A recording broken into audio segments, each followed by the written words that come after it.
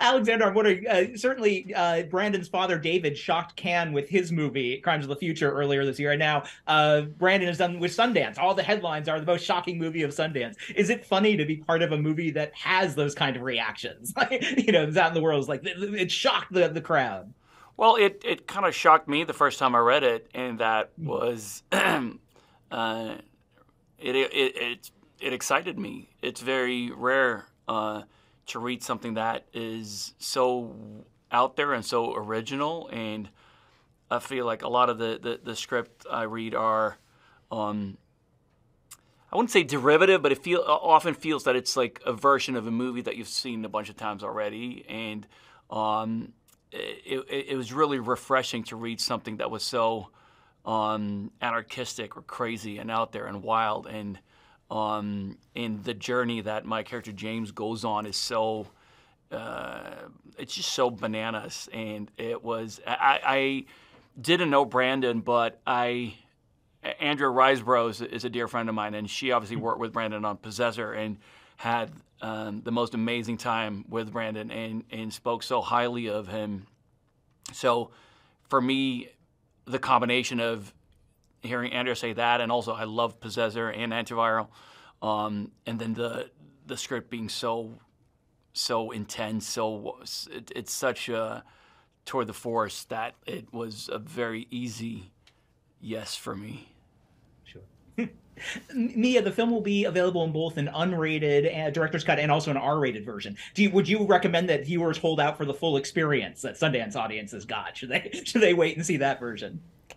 Well, I actually think that the differences between the two are very minor, so they don't necessarily have to wait for one over the other. Brandon was able to edit it in such a way that regardless of which version you're watching, you're still going to get the full experience out of it. Right. Were you personally shocked by anything you were asked to do in the movie? Or was it fun for you to do some of the things you had to do, Mia? Yeah, well, initially when I first read the script as well, I mean it was pretty shocking. There are tons of scenes in there where I just thought, oh my goodness, this is pretty out there.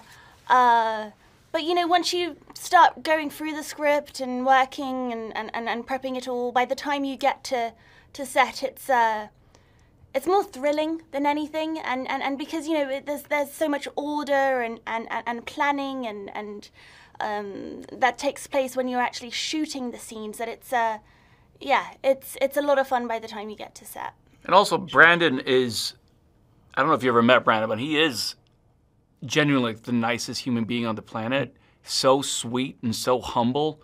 And it's an interesting, almost like an oxymoron, the fact that like that comes out. Maybe that is why he's so nice and sweet, because all the darkness is cathartic in a way. He gets it out on paper when he writes the script. Right.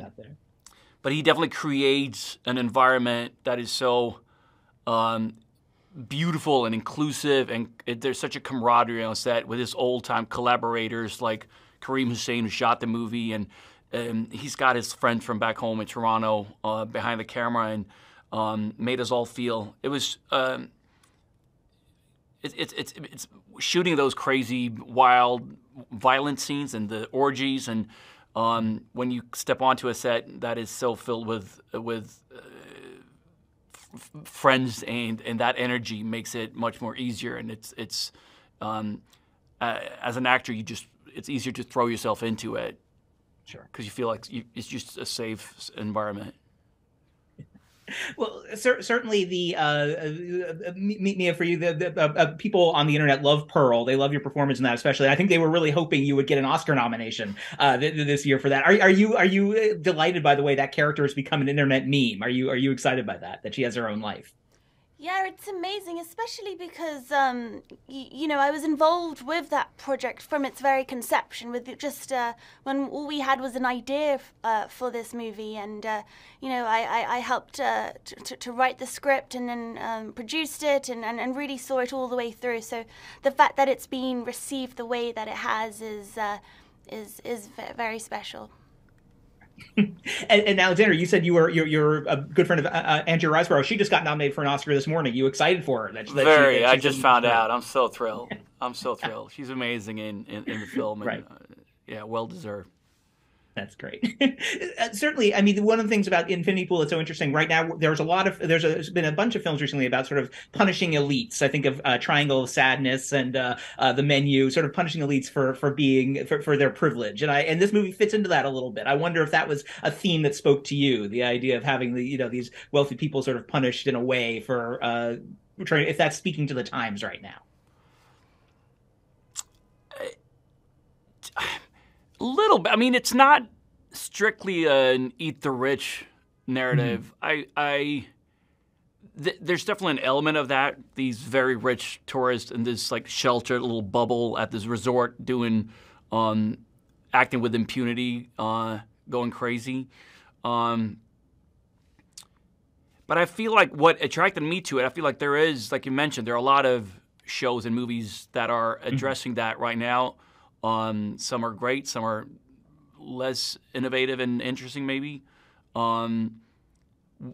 This has elements of that, but I think ultimately I was more drawn to the psychology behind internally what happens to James, his journey. What is it like being confronted with your own mortality when you literally have to watch your own execution? What does that evoke inside James, and who does he... that metamorphosis, what does that mean? What does he go through? That was, to be honest, a bit more. I found that more interesting than the eat the rich aspect of it. Sure, that makes sense. Mia, I love your performance in this as sort of a Lady Macbeth. It's very devilish and dark and fun to watch, especially after Pearl. Was it fun to tap into that side of you, that sort of like that less wide-eyed performance that we see in Pearl? Yeah, absolutely. Gabby as a character was a real gift to play.